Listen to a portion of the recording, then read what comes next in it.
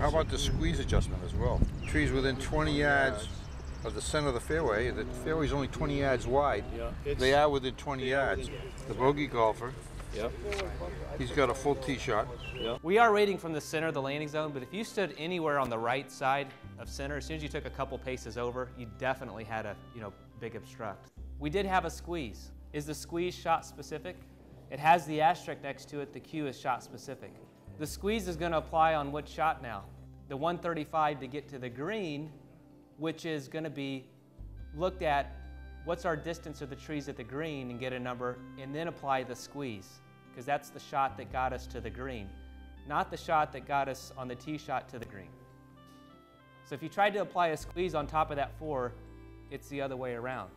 The squeeze would only be applied on the next shot to the green, because remember, the cue is a shot-specific adjustment. Because you're thinking recovery is the -3 or -2. That's your shot to the green. But your cue would actually apply again. Once you get to the green, you measure to the trees what's your recovery. Then you would apply any sort of obstruct, cues, squeezes, things like that on the shot that got you to the green.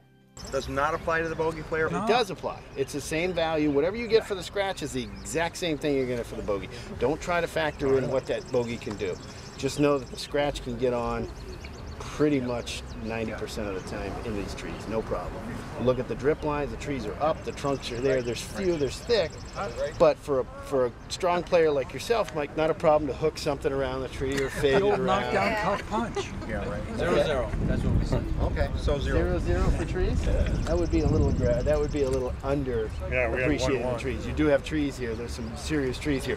You never want to have a 0 value if there's obstacles present. Trees and there is exist, some squeeze in here. We felt the trees were kind of limbed up.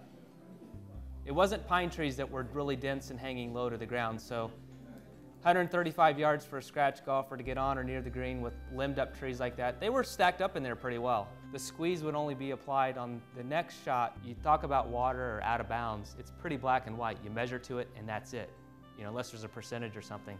But trees we're talking about, it's more of a condition, like topography.